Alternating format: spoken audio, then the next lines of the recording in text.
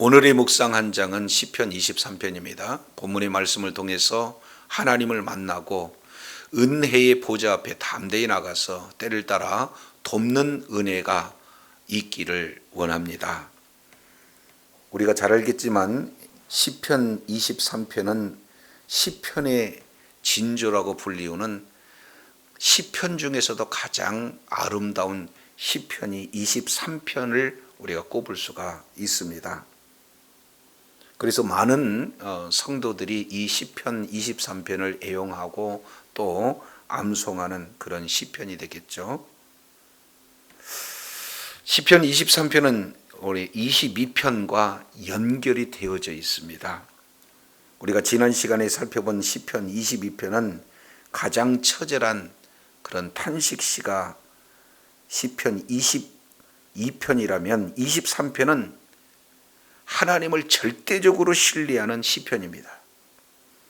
그런데 이렇게 시편 20편과 23편이 서로 연결이 되어진 것은 가장 처절한 고난의 상황 속에서 만난 하나님을 찬양하고 있는 것이 22편이잖아요. 그래서 그렇게 만난 하나님을 그러면은 어떻게 찬양할 것인가 하는 그 가장 처절한 고난 속에서 만난 하나님을 가장 신뢰하면서 찬양하는 그 찬양의 내용이 시편 23편인 것입니다. 그래서 시편 22편을 경험하는 그런 자가 시편 23편의 찬양의 내용을 우리가 할 수 있다, 이렇게 볼 수가 있어요. 그래서 고난 중에 만난 하나님을 끝까지 신뢰함으로 23편에 나타나는 그런 찬양의 내용, 이 부분들이 저와 여러분의 삶의 현장 속에서 이제 풍성한 은혜로 나타나기를 원합니다. 23편의 전체적인 구조는 1절에서 3절까지 목자와 양과의 관계 속에서 부족함을 느끼고 있는 그런 상황 속에서 공급해 주시는 하나님의 모습을 그리고 있다면 4절부터 6절은 여러 가지 처한 위험 속에서 보호해 주시는 하나님의 모습을 그리고 있습니다. 자, 1편 1절 23편 1절 내용을 통해서 보면은 여호와는 나의 목자다 라고 이렇게 신앙을 고백하고 있어요.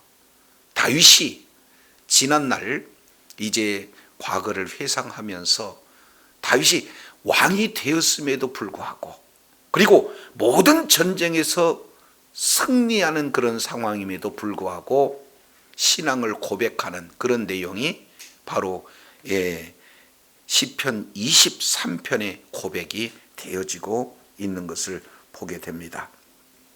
자, 그렇다면 이제 여기서 구약에서 나타나는 목자, 그리고 신약에서 나타나는 목자, 이 내용으로 표현되어지고 있는 것을 우리가 살펴본다면은, 자, 목자는 어떤 것을 말씀하고 있습니까?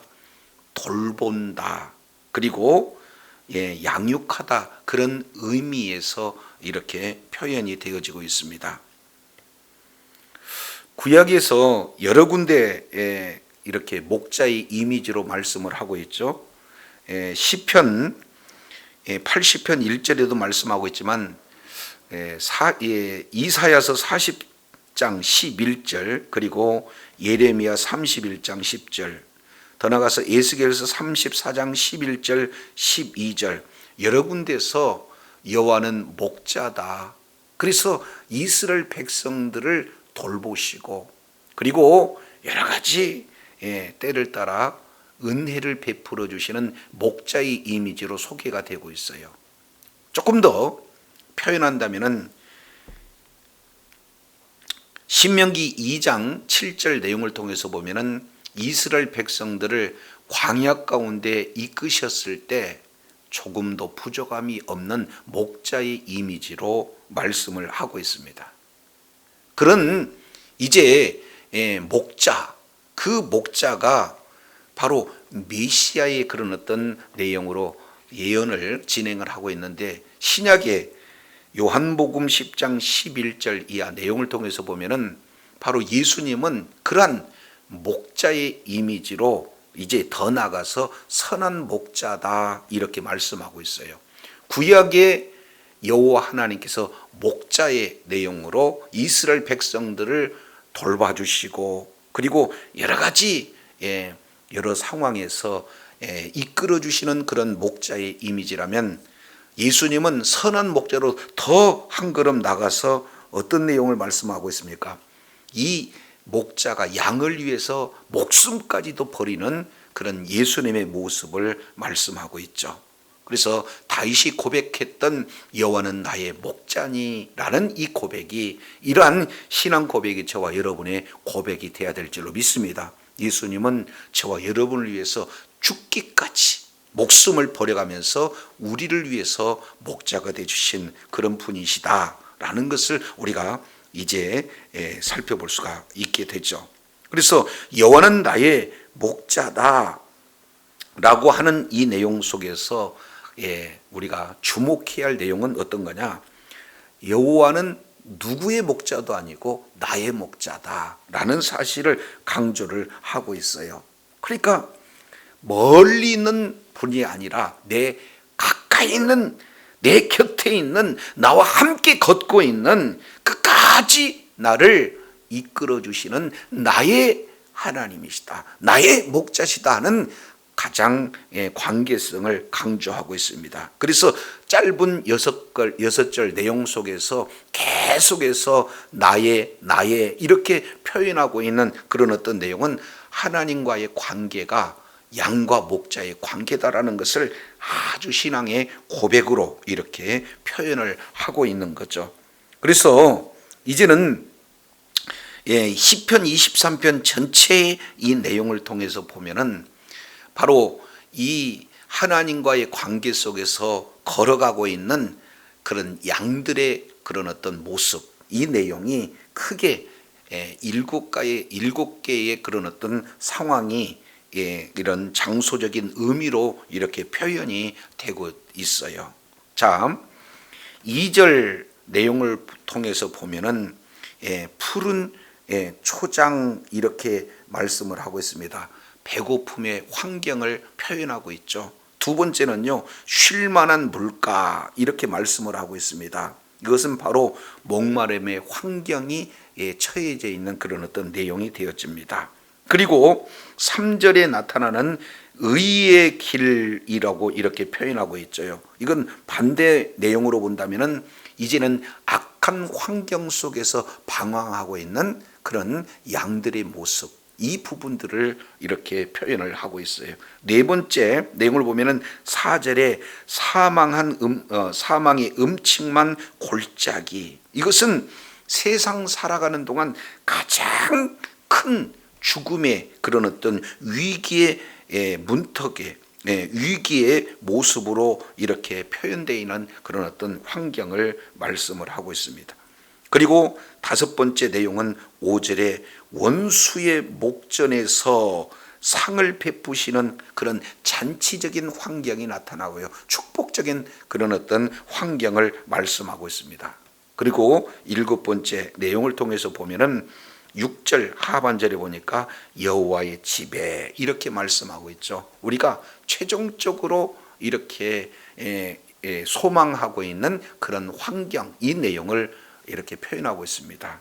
그래서 이제는 이러한 초장과 물가와 의의 길, 사망의 길, 그리고 이제 잔치와 같은 여호와의 집, 이런 모든 모습은 성도가 광야와 같은 이 삶을 살아갈 때 누구나 경험할 수 있는 그런 어떤 환경들을 말씀하고 있고, 그 속에서 여호와는 나의 목자시니 내게 부족함이 없다라고 지금 다윗은 고백하고 있습니다. 어떤 상황, 어떤 형편, 어떤 처지에 있다 할지라도 여호와가 나의 목자가 되면은 조금도 부족함이 없다는 그런 고백이 시편 전체의 내용을 우리에게 이렇게 드러내고 있게 되는 겁니다. 자, 그렇다면 이제 조금 더 우리가 살펴본다면은 여호와는 나의 목자시니 1절에 기록되고 있지만 2절에서도 여호와는 나의 목자가 되었을 때 부족함이었고 3절에서도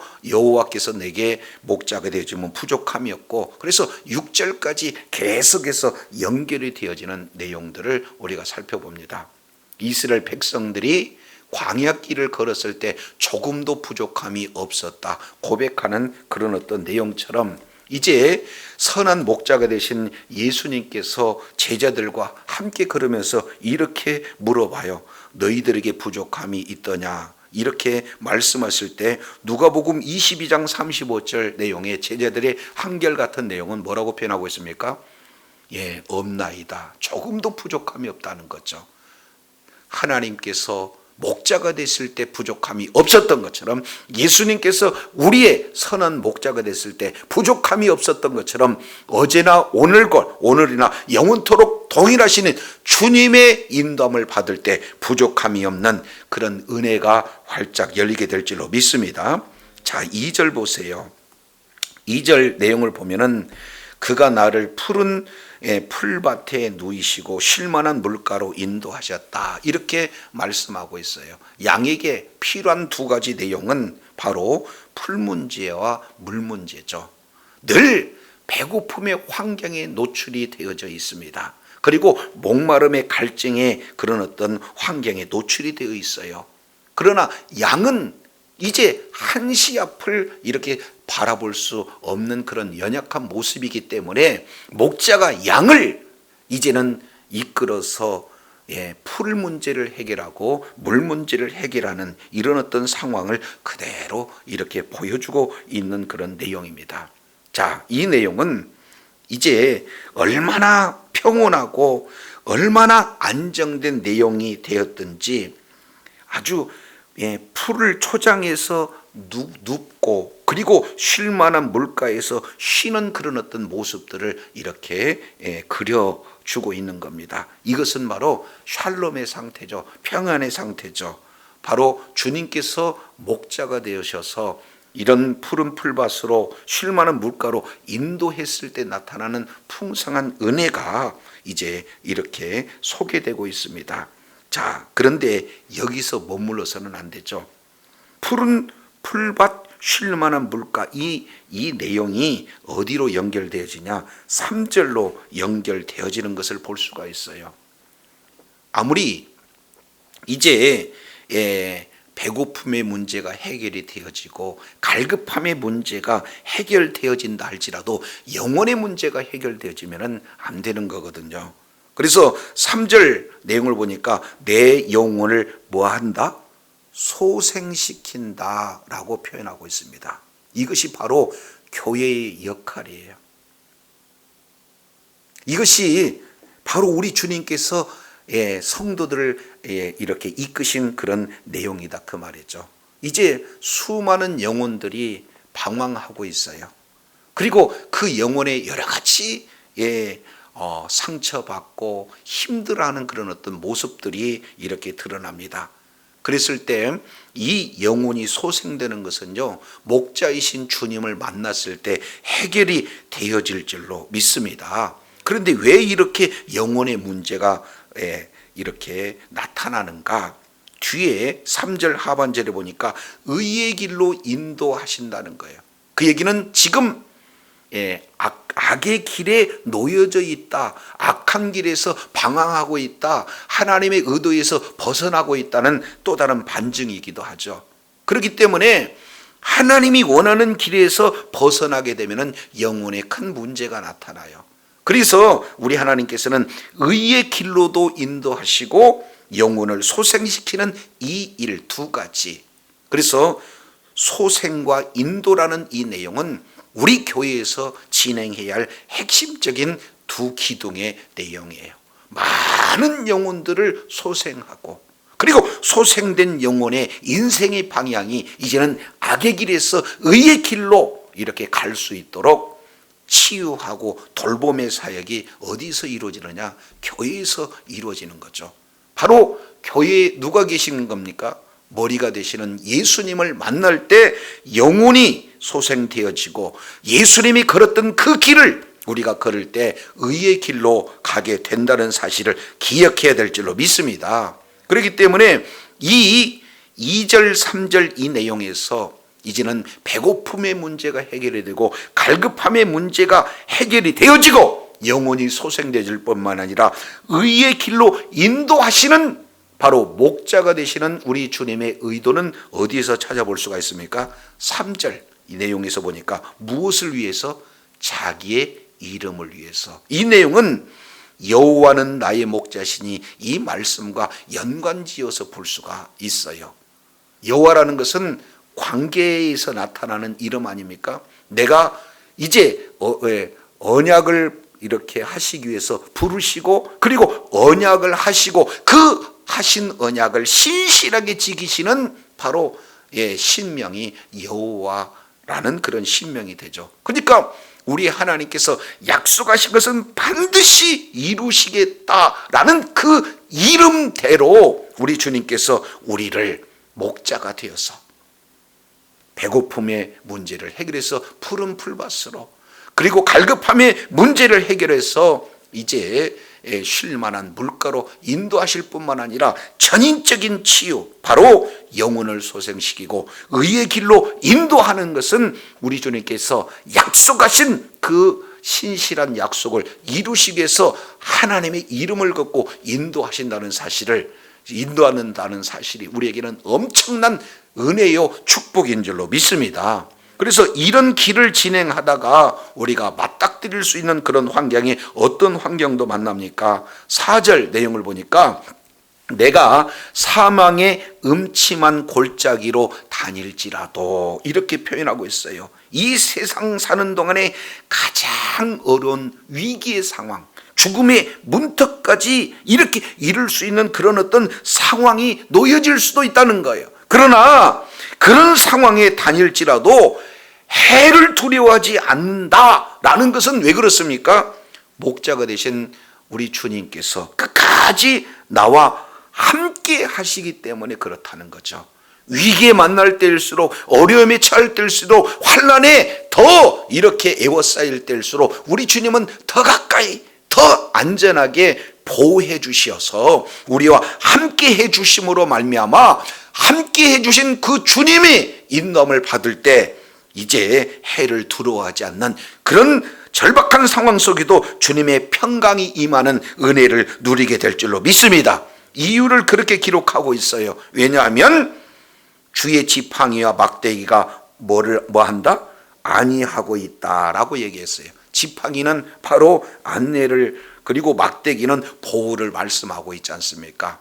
위경에 빠졌을 때 구해 주시고요. 그리고 외부에 이렇게 출몰하는 이런 악한 그런 어떤 짐승들에 의해, 짐승들을 상황 속에서도 보호해 주시는 그런 은혜가 있기 때문에 가장 가까이에서 이렇게 보호해 주시기 때문에 이제는 인도해 주시고 보호해 주시기 때문에 나타나는 한 단어는 뭡니까?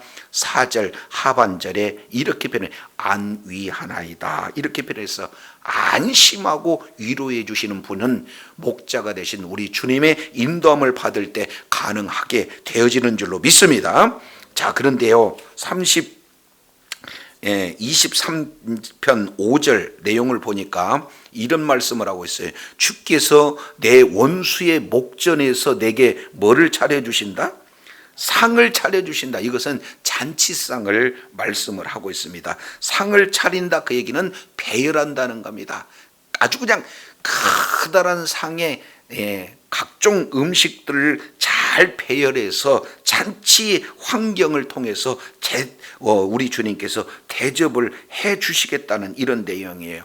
그런데 여기 하나가 더 나갑니다. 기름으로 내 머리에 발랐다. 이 내용은 아주 손님을 대접할 때 극진하게 대접하는 표현을 뭐라고 하냐면 머리에 기름을 바르는 거예요.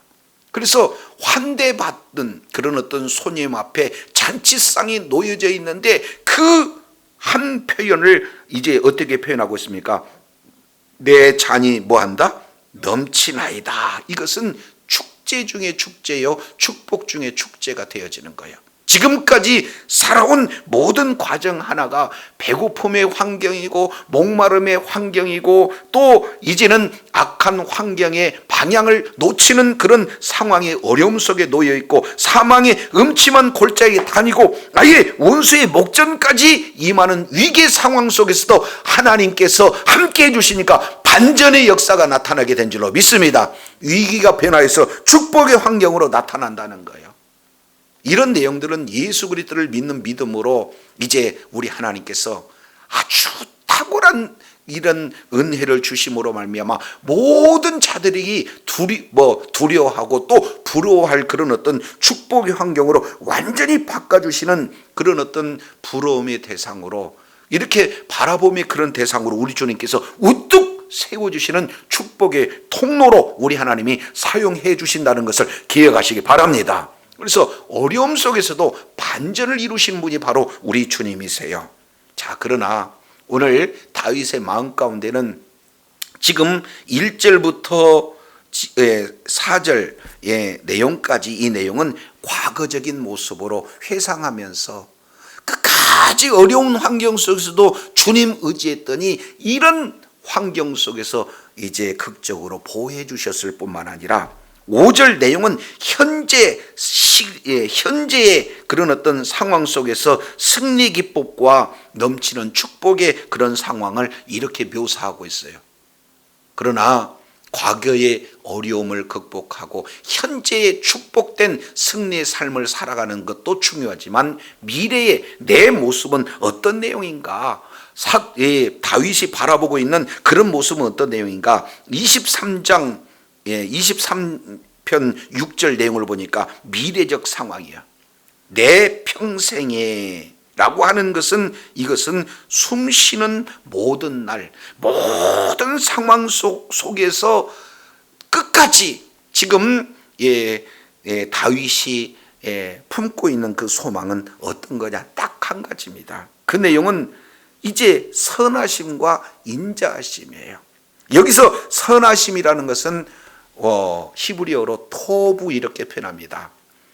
하나님께서 창조하실 때에 창조하신 그 상황을 보시고 아름답다 하는 그 단어를 토부 이렇게 표현하죠. 그래서 세 가지 의미가 그 속에 담겨져 있습니다. 가장 아름다운 상태, 가장 완전한 상태, 가장 선한 상태, 그런 주님의 선하심이 나를 계속해서 호위해 주셨으면 좋겠습니다. 나를 계속해서 따라다녔으면 좋겠습니다. 두 번째는요, 인자하심입니다. 이 인자하심이라는 것은 언약적 사랑이죠. 우리 하나님께서 이제 변함없이 신실하신 언약을 이루시는 언약에 기초한 그 사랑이 계속해서 나를 따라다녔으면 좋겠습니다. 나를 호위했으면 좋겠습니다. 하는 그런 어떤 내용이 이 다윗의 마음 가운데 선하심과 인자심이 반드시 나를 따라다녔으면 좋겠습니다 하는 그런 소매. 왜 그랬습니까? 결론이 무엇으로 나타나요?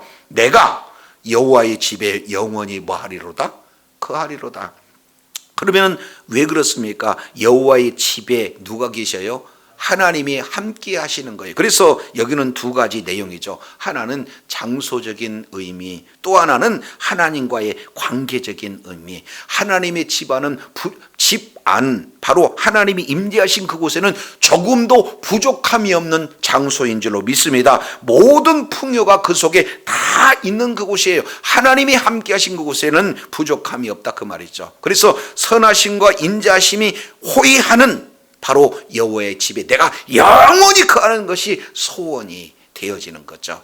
그래서 이제 시편 기자가 아주 처절한 고난과 고통 속에서 주님 의지했더니 우리 주님께서 마침내 승리하게 할 뿐만 아니라 영원히 함께 하실 그런 하나님의 나라의 소망과 비전을 가지고 종말론적 축복을 온전히 누리는 그러한 여호와의 집에 영원히 거라는 다윗의 고백처럼 이러한 고백이 저와 여러분의 고백이 되어야 될 줄로 믿습니다. 이제 선하신 목자 우리 주님께서는 양을 위해서 목숨까지도 바치실 뿐만 아니라 이제 돌봄의 그런 어떤 내용을 이렇게 이루시는데 주님의 인도함을 받으실 때에 우리 주님께서는 여러 환경 속에서도 마침내 승리하고 여호와의 집에 영원히 함께 거하여서 주님의 깊은 어떤 교제 가운데 주님의 보호하심과 주님의 공급하심을 날마다 누리게 하실 줄로 믿습니다. 이러한 놀라운 은혜가 목자이신 예수님과 양과의 깊은 관계 속에서 이런 놀라운 과거적, 현재적, 미래적 놀라운 분복을 다 받아 누리는 주의 사랑하는 자녀들이 다 되시기를 예수 이름으로 축원합니다. 기도하겠습니다. 하나님 아버지 감사합니다. 시편 23편 이 내용은 22편에서 아주 처절한 고난, 고통 속에서도 끝까지 주님을 의지하고 주님의 인도함을 받았을 때에 이제 찬양하는 그런 어떤 내용의 구체적인 찬양의 내용이 무엇인가 23편의 내용을 통해서 아름답게 이렇게 표현되고 있는 것을 살펴보게 됩니다. 여호와는 나의 목자시니 내게 부족함이 없다라고 고백했던 그 고백이 우리의 고백되어지기를 원합니다. 이스라엘 백성들의 광야 길에 주님께서 함께 하심으로 부족함이 없었던 것처럼 예수님의 제자들이 주님의 인도함을 받았을 때 조금도 부족함이 없었던 것처럼 날마다 삶의 현장 속에서 주님이 우리의 목자가 되시고 주님의 인도함을 받을 때 부족함이 없는 환경이 되어질 줄로 믿습니다. 그리고 영원토록 우리 주님과 교제하는 천국을 누리며 하나님 앞에 존귀하겠음 받는 복된 자리에 있게 하여 주시옵소서. 우리 구주 예수님 이름으로 기도드립니다. 아멘.